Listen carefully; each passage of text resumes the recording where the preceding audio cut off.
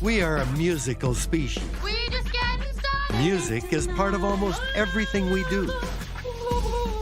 Who hasn't belted out their favorite song? We sing at weddings. And we sing at funerals. We humans warble tunes long before we can hold a proper conversation. 5, 6, 7. Once we start, Ask me what my fears are on your eyes. it seems we just can't stop. We are addicted to singing shows. We just can't get enough. We romance with music. We protest with it. It's one of the oldest forms of communication. So why do we sing? Are we hardwired for melodies? Scientists are attempting to understand the powerful effect music can have on our brains and our bodies. Will science be able to unlock the mysteries of music?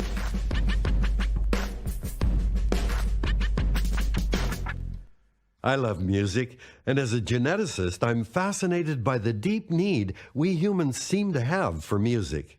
So why do we need our tunes so badly? Researchers have suddenly started taking our humming, singing, and strumming seriously. They hope to reveal how music affects us in our bodies and in our minds.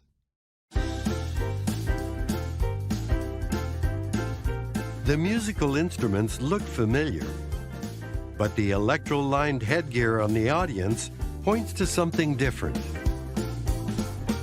This is the Live Lab, located at McMaster University in Hamilton, Ontario. In this one-of-a-kind concert hall, scientists are researching how music affects both musicians and their audience. Laurel Traynor from McMaster and Jessica Gran from the University of Western Ontario are trying to figure out how music creates a social bond between humans.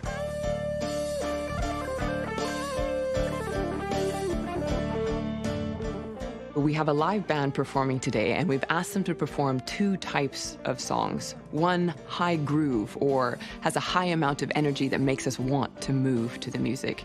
And then similar songs that are low groove, so a little more chill out, a little more relaxed, something that's less likely to drive your movement. Live Lab has some of the most technologically advanced equipment for measuring this human reaction to music. Clench your teeth really hard. See that? Okay. That is a good squeeze. We want to capture brain responses and look at how people are moving in response to music. We have motion capture, 28 motion capture cameras, and from those cameras we can recreate a 3-dimensional model of all the movements. And what this allows us to do is measure not only the motions of musicians on the stage, but also the motions of audience members. Hot for you. We're also equipped to measure brain waves through EEG. So we can measure all of these physiological measures from the body and from the brain.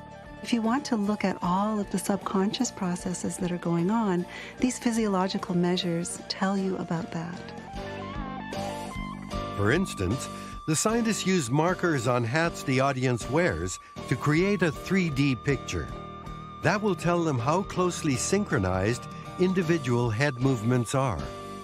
We know from several studies now that when adults move together in synchrony, it causes them to behave in certain ways. They feel more affiliated, they like each other more, they bond more, they're more likely to help each other in a game, they're more likely to trust each other. Yeah, and it looks like when one's moving, the one next to them starts to move, which is the sort of contagion we're interested in. We're going to record all of this with high-definition video and the amazing acoustics of the Live Lab so that we can look at the difference between the situation we create today to some different situations down the road. And we're going to have a second audience come in, and they're just going to watch the videotape. So they're going to experience exactly the same sound and visuals, but it's not going to be live. And this will enable us to examine how much does the shared experience with the performers really influence how much people feel connected to each other, how much they move together. What we're discovering from a scientific perspective is that music is critical, and the arts in general are critical to who we are as human beings. When people listen to music together, they tend to bob their heads together. If you're on a dance floor, you'll tend to dance together. And all of those synchronous movements actually lead to social affiliations. So it's really a very important aspect of our experience of music and what music does for us on a daily basis. Even if you've never played music with others, if you've just enjoyed a concert, you know the feeling of being connected. One of the most interesting things I think about music is that people do it as communities. There's something about that experience of being with other people and hearing music and experiencing that together that we think is important. It's a behavior that you can see all around the world. But where did this desire to connect through music come from? There's a clue in these caves that date back to the Ice Age. Here, scientists made a discovery that might tell us how long humans have been making music. According to American archaeologist Nicholas Conard, both Neanderthals and modern humans lived in these caves. The humans had larger numbers and more highly developed communication skills, and, as Conard believes, something Neanderthals showed none of: artistic flair. We can prove they had an artistic tradition, and in many respects, all the kinds of symbolic forms of communication that all modern people today have, they had. But the breakthrough was finding evidence of music. The oldest or first musical instruments from this period were found here at Geisenkloster in 1995. Years later, we found another example pieced together from 31 individual fragments of mammoth ivory. And for a while, we thought Geisenkloster is an exceptional place, right?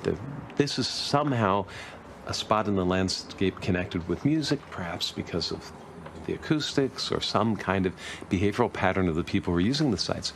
But then what happened was we found remains of flutes made from both bone and ivory at Vogelherd, a site about an hour's drive from here, and at Hohlefels, just around the corner from here.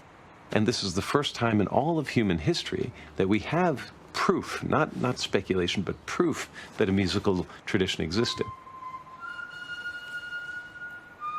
That musical tradition didn't just involve making noises.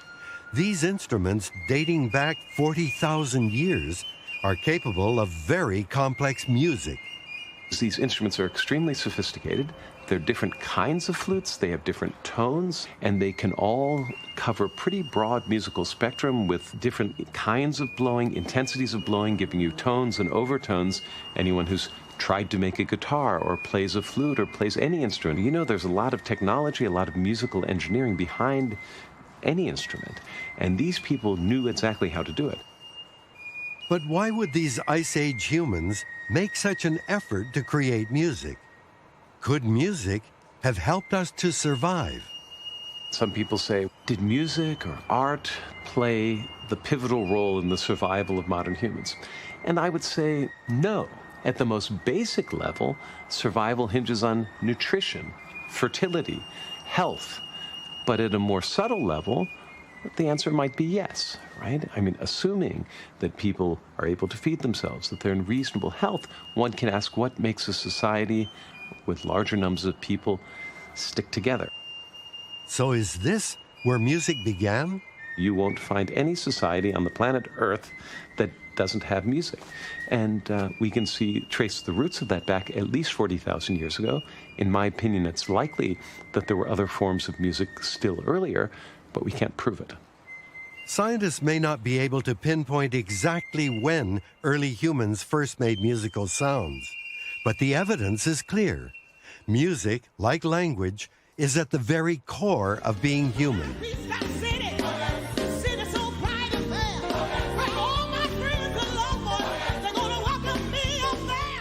The rollicking Baptist choirs of the southern U.S. clearly show how music moves us. In North America, more than 42 million people sing in choirs.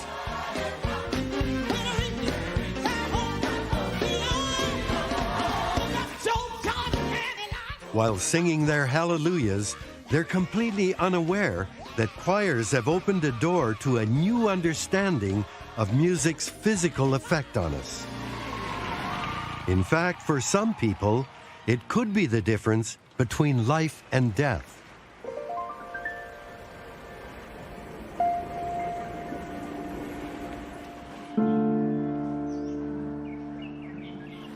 The old city of Gothenburg in Sweden looks peaceful and calm. But the stresses of modern life still exist here, producing cardiac patients for cardiologist Dr. Elmer Omerovich.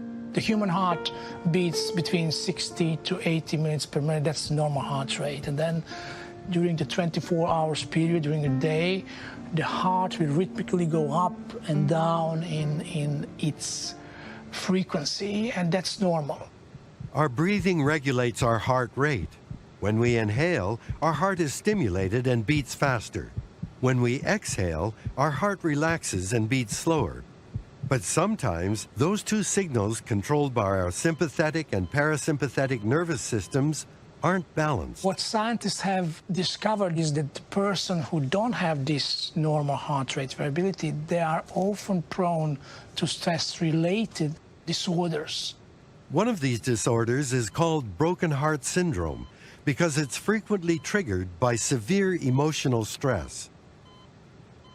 It looks like a heart attack, but it's not. When you have a heart attack, the reason is insufficient blood supply to the certain part of the heart muscle, while in the context of Takotsubo syndrome, we find most of the time no problems in arteries that supply the blood. And at the same time, almost 2/3, even sometimes more, of heart muscle is totally paralyzed. This paralysis usually heals spontaneously, often in days or weeks. But if it takes longer, the results could be deadly. So Dr. Omerovich is looking for a way to heal people with broken heart syndrome more quickly. He and Richard Ostrom are wondering if music can mend a broken heart. I'm convinced that music has a power to heal people. Ostrom was part of a 2013 study at Gothenburg's University that looked at music's effect on heart rate variability. When you breathe in, the heart starts to beat faster, and when you breathe out, the heart starts to beat slower. And we looked at this and said, what happens in a choir?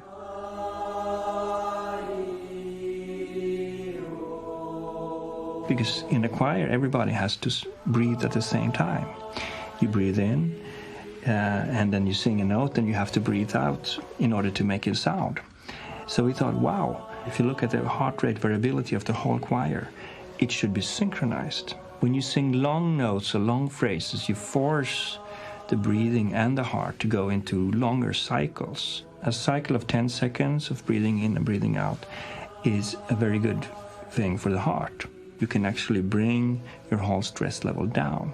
Can we use music to try to fasten the healing of patients that have developed this syndrome? Welcome. We will give these people an app that we have developed based on the research that we've done with specially composed music that guides the breathing, and the app can also record the effect that it has on the heart. Breathe in.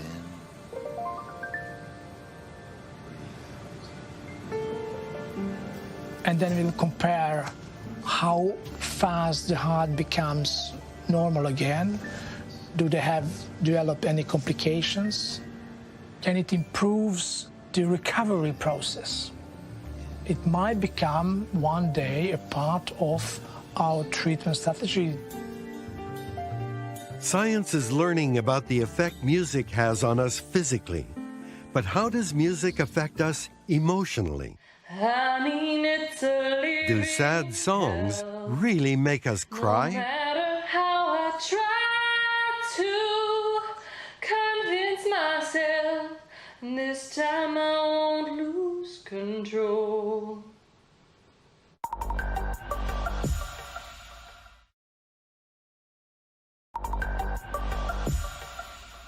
Cause when you say it's over with her, I want to believe it's true. How early in life do we begin to respond emotionally to each other? Could this infant be reacting to the sorrowful sound of a song about love gone wrong, or is it simply moved by its mother's face? For that particular video clip, we don't really know what happened. It wasn't a controlled experiment. We don't know if it was the mother's voice in particular that caused that reaction in the baby. But what's interesting is that babies have those reactions and that the bond between babies and their caregivers are extremely strong. By studying babies between 10 and 14 months of age, neuroscientist Laurel Trainer is trying to discover how humans first experience emotion. We're very interested in this early social development. Mommy's done. Okay. It's just a song. How do those bonds form? What are the cues that babies use? What do they understand early in life about relationships? So one of the ways that we're looking at that is through music, because anywhere you go in the world, people sing to babies. Good job, Zach. Oh, look at you. Trainer's team runs a simple experiment to test how music affects an infant's social interaction. A baby held by a lab assistant in a carrier is positioned facing a second lab assistant. The second assistant either bounces with the baby in synchronous movement to a music track or asynchronously to a separate rhythm. And we're just curious whether 2.5, 3 minutes of that experience with a strange experimenter is enough to change infants' bonding or social interaction with that experimenter. We are hypothesizing that rhythm and synchronous movement is one of the key things that's going on in that musical interaction between babies and their caregivers. See my green clothespin? I'm gonna put it right there. Uh-oh. Oopsie. Oopsie. Oh, no. The same babies are then presented with a helping task. For 30 seconds, the child is given the opportunity to help the lab assistant pick up a dropped object.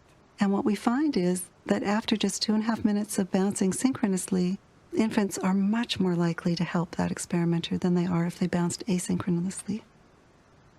The babies are more likely to help if they've moved in sync with the assistant. So these results show us that the synchronous movement is actually affecting infants' affiliations with adults in their world. This idea of a social network is related to their musicals and movement experiences with other people, and these things happen very quickly. But why did this happen? My paper ball. What message are music and rhythm sending to the infant brain? Trainer has some theories. One is simply the idea that someone who moves together with you is similar to you. So they share things in common with you, so they're probably a good person to become friends with. Oopsie. And it's not just babies who feel like this. Ta-da! A researcher in England saw it in children aged 8 to 11. After simple musical activities like marching or tapping in a group, they scored high in compassionate responses. Sports fans, on the other hand, might not always be so nice. It's easy to see how music sometimes moves humans in an entirely different way.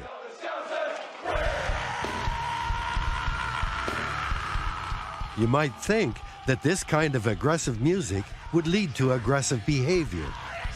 Many fans of the music, however, say the opposite is true. I do go to sleep listening to music, and I do go to sleep listening to aggressive music. It really helps my mind ease off, process all the negative aspects of the day, reflect that negative mood that may have accumulated during the day, and it's almost like a meditation of sorts.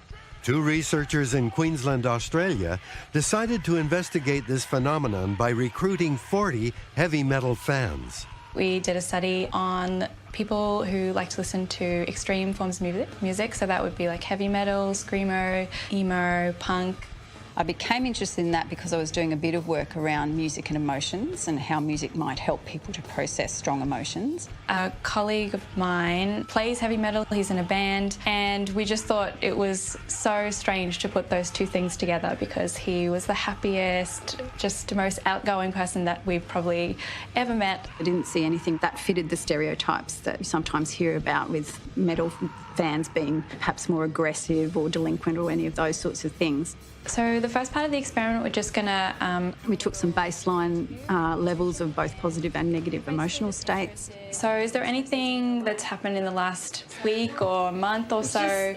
We also had them set up recording, so heart rate monitors. Then she provoked them, so made them feel angry about something that had recently happened to them. I thought it was going well. Things you think would be private, she would tell. But she doesn't reply. We start getting on each other's nerves. Quite annoying. Pissing me off. Anger. Upset. A lot of stress. Frustrating. And sure enough, we got that spike in anger, hostility, and also the heart rate being sort of a sense of arousal. And then we asked half of them to listen to their own music, and the other half were just asked to wait. What we found was quite surprising because the people who were listening to music actually didn't feel angrier. They rated that their hostility, irritability came back down. People felt more active and inspired after listening to music, which was not the same for the group that sat in silence. It really did debunk this myth that when angry people listen to metal music, it makes them really aggressive and aggro. Actually, people were using this music to work out their aggression and to, release it in a healthy way. When I have a rehearsal or a concert, it's just a complete release of all those negative emotions, where I emerge this positive person. So can we scientifically break down why certain melodies make us happy or sad?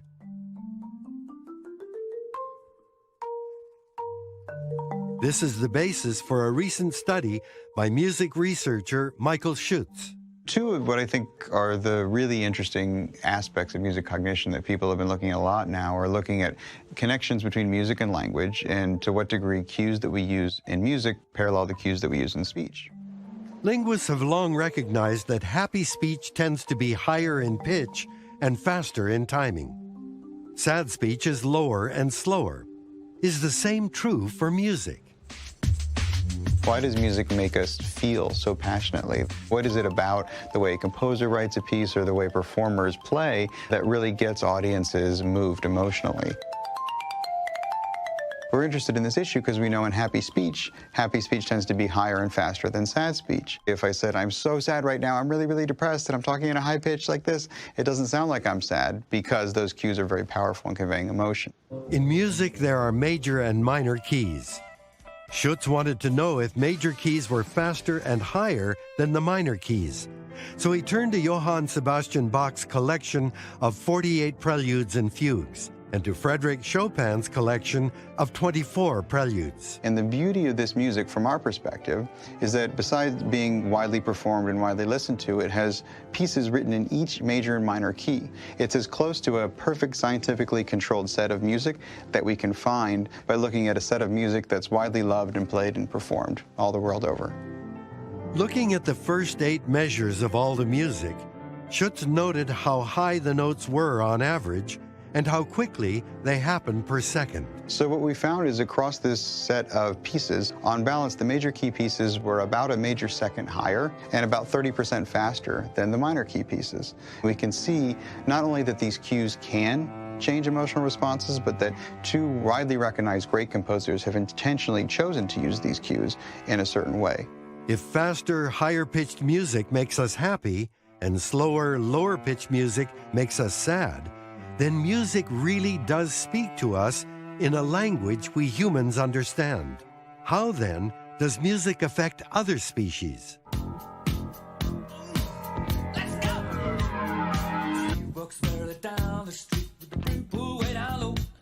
Neuroscientist Jessica Gran says Snowball's dancing to the beat has something to teach us. One unique thing that humans do is when they are listening to music, we tap with the beat, synchronizing a movement to to a sound. Now, other animals in the animal kingdom do make synchronized sounds, but what they're doing is not synchronizing a movement to a sound, but sound to sound. For example, a cricket producing a regular chirp, other crickets will join in, and that the two sounds are aligned together. Now, there are certain exceptions, and Snowball, who's a sulfur-crested cockatiel, is one of these exceptions. So he does seem to be able to match his movement to sounds. However, his ability is a bit limited compared to what a human can do. Snowball has a real sweet spot around 125 beats per minute, where he's right on. But if you start to stretch the music so it's a little slower or speed it up so it's a little faster, he loses his way. He's no longer able to be accurate. Humans can bop up and down really fast in a club, and they can also like wave their lighter in slow synchrony. So there's something special about our ability to anticipate, to internalize that beat so that our movements happen at exactly the same time that the beat does. So what's going on in the human brain when we hear a rhythm? Why does it make us move? Why do other sounds not have the same effect on us? Why we move to rhythm is still a little bit of a mystery. If there is a truck backing up outside my window going beep, beep, beep, I don't suddenly feel the need to bob my head or tap a toe. But music, I do. Brain scanning tells us that even when we're just listening to rhythms, we get these movement systems in the brain lighting up. So that tells us that there's something about rhythm that really seems to engage our movement system. There's a sweet spot for rhythm. We really like rhythms that happen with a beat that's about twice a second. And a lot of our other movements actually take place in that sort of time range. We don't tend to make movements that last over 5 seconds. We tend to do things at a rate that's actually pretty similar to the rate that we like rhythms to be in music. If humans have this unique reaction to rhythm, is music somehow encoded in our DNA? Could there be a singing gene? Yay, yay, yay, yay. Around the world, several scientists are studying whether there are genetic factors for singing. It's a challenging question to get at whether or not a skill or behaviour is inherited. But a really kind of cool way of doing that is with twins. Twins that are identical share just about 100% of their genes. And we can compare them to twins that are not identical. They only share about 50% of their genes. Basically, we are doing an online twin study, which asks the twins to do a couple of singing and music tasks. So the first task is a music perception task, where they listen to a couple of sine tones, and they try to match it perceptually by moving their mouse across a slider to try to find the exact pitch that matches what they heard. We also have a sing the note task. La la la la la la la. La la la la la la la la. We've collected about 100 plus cases. We looked at the identical twins and we saw how close they were in hitting the note and the degree of similarity between them. And then we compare the non-identical twins. And if we show that the identical twins show greater similarity on their ability to do that, then we can infer that there is a heritable component which reflects an underlying genetic predisposition. So the question, is there a human singing gene? There might be, but we need more participants in this study. We need to do it on a large scale. Many of us love to sing, but we're not all that good at it. Some of us can't carry a tune in a bag. Some are told not to sing. I think by the time I was a teenager, I realized I shouldn't sing in front of, any women or anyone I was trying to impress. This condition is commonly known as tone or tune deafness. Isabelle Peretz, a cognitive neuropsychologist from the University of Montreal, calls it amusia. Amusia is a neurological term that was used by neurologists a century ago to qualify the disorders, the musical disorders that were experienced by musicians after a stroke. And we used it to qualify people who were born that way. And we qualified by saying congenital, because they were born with musical difficulties. And these musical difficulties can take different forms. The form that has been studied so far is really affecting the processing of musical pitch. True patriot love in all our sons command. Up to 4% of the population suffers from amusia. So how is it different from just being a bad singer? One aspect is to sing out of tune and not being aware of that.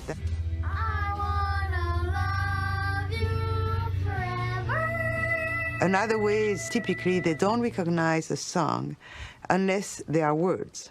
So they won't be able to recognize a tune or an instrumental piece of music. The first thing is it's nothing wrong with the ears. It's in the brain. We have worked on the brain aspect a lot too, to find out what are the neural correlates of that condition. And this is how we could reveal that it is really a right frontotemporal network that is impaired in their case. Everyone in my family is tone deaf. My 4 sisters and my mother. My father died many years ago, but we're almost sure he was most tone deaf of the whole family. It's really a genetic defect, a mutation, I believe. And we had shown in other studies, we had studied many different families, that it was 40% of the siblings that were similarly affected. Tim really tried hard to overcome the singing problem because he would love to be able to sing. So he was so motivated that he convinced one of the best vocal teachers in Toronto to train him. And the result is that, yes, he improved a little bit. I now know how bad a singer I am. None of this has reduced the joy I get from music. It's only increased it because I understand it better. If there is a human gene that lets us sing, then which came first, music or language?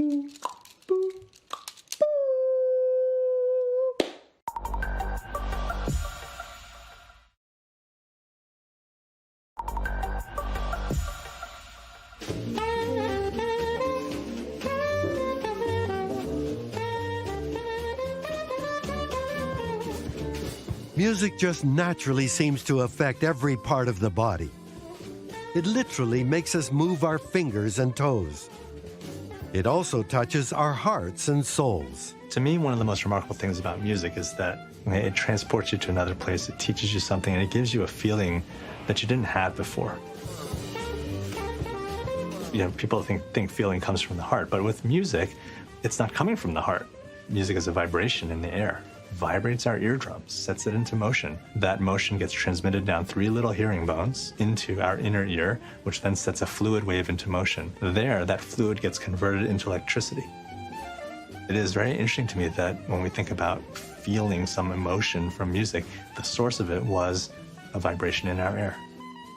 As an accomplished jazz musician himself, Charles Lim is interested in the relationship between language and music. I think where it started to get very fascinating to me was this idea of a musical conversation between 2 people. What happens between 2 musicians' brains as they're having this musical conversation?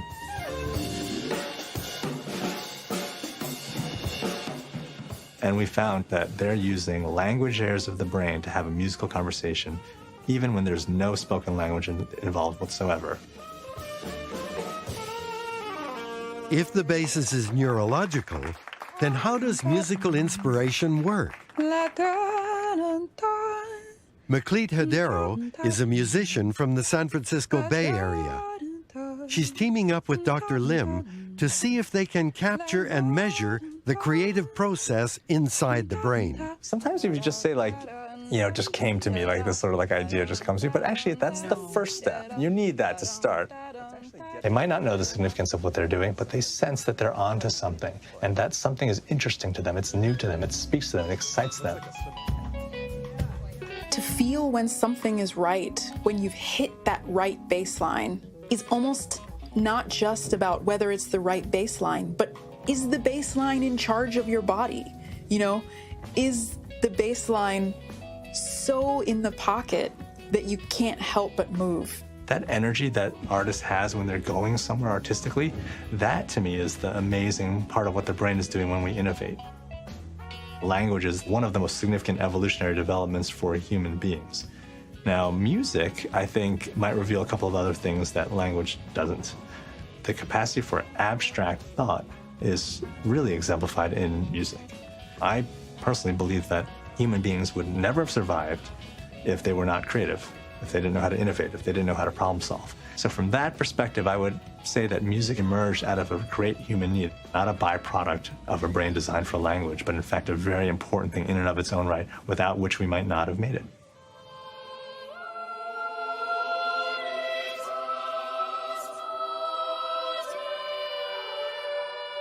If music was necessary for our early survival, what kind of benefits does it provide today?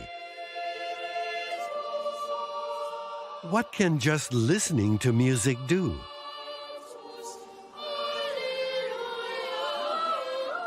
Lately, we've been actually researching how music might affect people with movement problems, such as those you might find in Parkinson's disease. In Parkinson's disease, the basal ganglia, the part of the brain that controls motor skills, is deprived of dopamine, which results in difficulty with a patient's stride and speed. What we've looked at is how people's brains respond when they're listening just to rhythms. And then we use functional magnetic resonance imaging, brain scanning, to look at what's going on in their brain when they're listening to these rhythms. And it turns out even when people are not moving at all, their entire movement system in the brain is lighting up like a Christmas tree. So there's something about just hearing a rhythm, even when there's no intention to move to it at all, that our motor system is really engaged by. Previous studies have looked into the idea of playing music to Parkinson's patients and getting them to try to synchronize their movement to the beat. For some patients, it really seems to make a big difference. What we've found is that patients who have difficulty feeling the beat often do better if you play the music, say walk along to it, but don't worry about synchronizing. For patients with terrible beat perception, this instruction to synchronize is just adding another difficult task on top of the walking that they're already struggling with. And what this shows us is how many steps a minute you are taking. And here in silence, you can see it was about 126. But with the metronome and the music, you were walking 133 steps a minute. So it seems to be having a big effect. Yeah, it does. It's great when you see a patient that responds really well to the music, but we're still finding that many patients, we don't see an improvement yet. So that's what our research is hoping to work on and improve in the future. Most people recognize music if you can dance or tap your feet to it. But can it be music if you can't even hear it?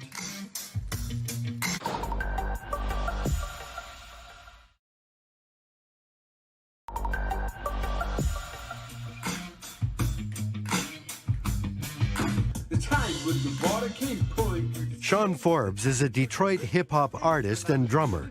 He's written more than 100 songs. His music has attracted 1 million YouTube hits.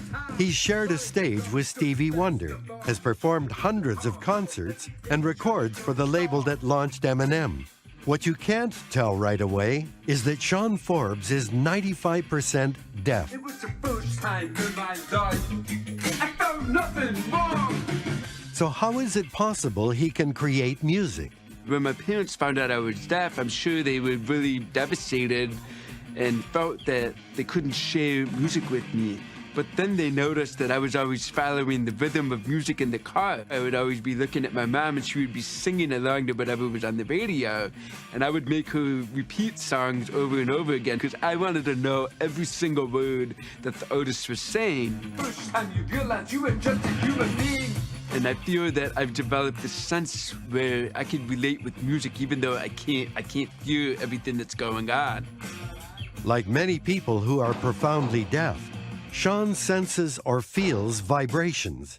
Many scientists believe that this triggers activities in his auditory cortex, the part of the brain that would normally process sound. This reorganization, with one major brain region taking over for another, is called cross-modal plasticity. When I hear or I feel a new song for the first time, I get a sense of where the rhythm is going, when the bass is going to kick in, or the drums are going to kick in, or the guitars are going to come up. It's a weird thing. I can't explain it.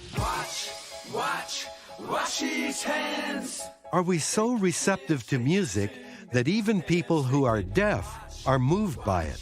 Wash his hands. Deaf people really do like music. They just don't understand what's going on. They love the feeling and the vibrations of music, but the lyrics and everything, they don't have access to. And that was a moment where I thought to myself, wait a minute, why couldn't I do something with this? I always wanted to release original music that was written with things that I hear, that resonate with me, that I can feel. It really is feeling. I'm not hearing it. Every time I do it a little bit differently to try to find what works best. I was just a little 5-year-old kid sitting behind a drum set thinking that I want to do this for life. I've always wanted to keep the beat. I think that's like the montage of my life is keeping the beat in everything that I do.